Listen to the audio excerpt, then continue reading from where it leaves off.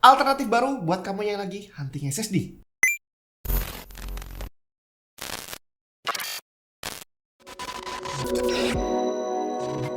Halo semua, John di mana?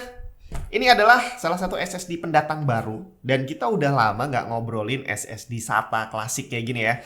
Biasanya yang diobrolin itu NVMe aja atau at least M.2 lah ya.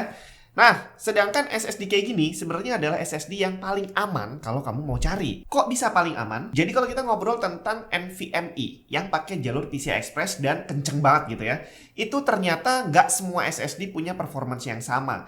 Jadi sama-sama generasi ketiga atau sama-sama generasi keempat, itu beda brand akan bisa beda jauh banget kecepatan transfernya. Sedangkan kalau SSD klasik kayak gini, transfer speednya brand satu dan yang lainnya kurang lebih akan sama aja. Karena untuk teknologi SATA sebenarnya udah mentok, makanya dibikin NVMe. Jadi semua SSD SATA kemungkinan besar udah hampir bisa memanfaatkan bandwidth dari jalur SATA secara maksimal. Terus kalau bukan soal transfer speed, apa dong yang kita cari dari sebuah SSD? Kamu bisa tonton di video ini, di situ saya udah bahas banyak banget tentang hal-hal apa yang harus kamu perhatikan kalau mau cari sebuah SSD. Dan di situ saya kasih contoh adalah Tamus juga, tapi yang versi NVMe-nya. Nah, kali ini adalah Tamus versi SATA. Buat yang belum tahu, Tamus ini adalah made in Korea, bukan made in China. Dan ini adalah satu hal yang bikin Tamus menjadi spesial gitu ya. Secara hampir semua hal sekarang dibuat di Cina dan tiba-tiba dia keluar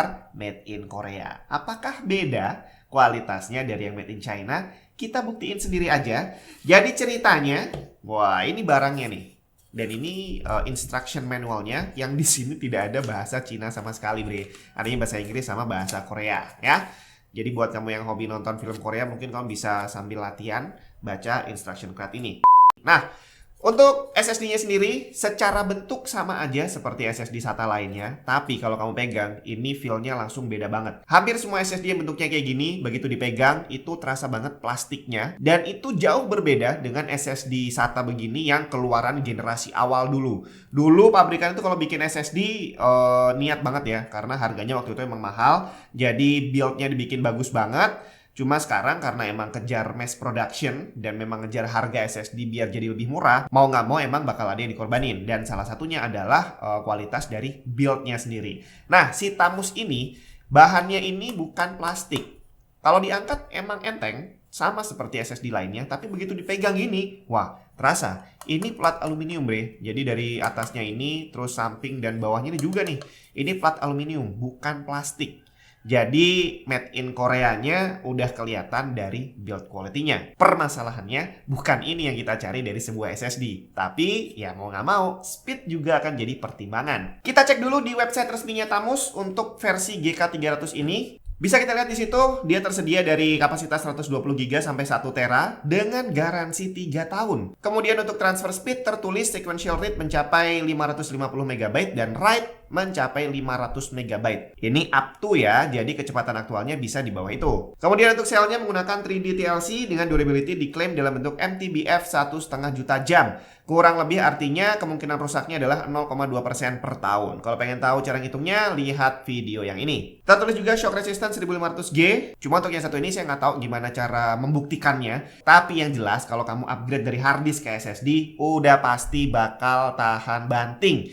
Karena hard disk masih punya piringan dan pakai jarum, jadi kena gonjangan sedikit rawan rusak. Tapi kalau SSD udah nggak lagi. Jadi kalau kamu pakai laptop atau mungkin butuh cari external drive, saran saya jangan cari hard disk lagi, tapi cari SSD aja. Oke, satu hal yang bisa kita buktiin dari semua klaim tadi adalah transfer speednya. Di video sebelumnya saya udah melakukan pengujian dengan menggunakan Crystal Mark dan ini pun juga akan saya uji dengan cara yang sama. Dan waktu itu ada yang nanya, apa sih artinya yang tercantum di situ? Mungkin nanti akan kita bahas lebih detail tentang pengetesan SSD, tapi di video kali ini kita langsung lihat aja hasil tesnya seperti apa.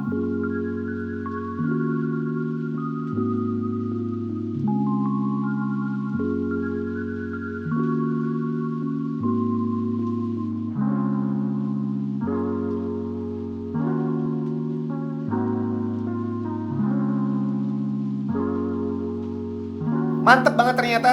Spek yang tertulis bukan hanya terbukti, malahan dalam beberapa kasus tertentu lebih kenceng daripada spek yang udah ditulis sama pabriknya. Dan speed ini udah maksimum, Bre. Tadi udah saya singgung bahwa jalur SATA 6 Gbps ya udah emang maksimumnya cuma segitu doang. Jadi kamu mau cari SSD lain dari brand yang lebih senior sekalipun, kecepatan transfernya kurang lebih ya akan seperti ini aja. Jadi poin pengujian tadi bukan kenceng-kencengan, tapi hanya pembuktian apakah pabriknya jujur dengan spek yang mereka tulis sendiri. Dan kita kembali lagi, cari SSD bukan hanya soal transfer speed, tapi yang lebih utama adalah kejujuran dari pabrikannya. Kemudian garansinya, dan ini berhubungan dengan durability. Kalau pabrikan berani kasih garansi panjang, artinya mereka yakin bahwa barangnya emang bagus. Dan Tamus ini udah ngasih garansi 3 tahun. Ini sama dengan brand SSD lain yang jauh lebih senior. Karena banyak banget brand-brand baru yang cuma berani kasih garansi 1 atau 2 tahun doang. Dan untuk harganya udah pasti bersaing lah ya.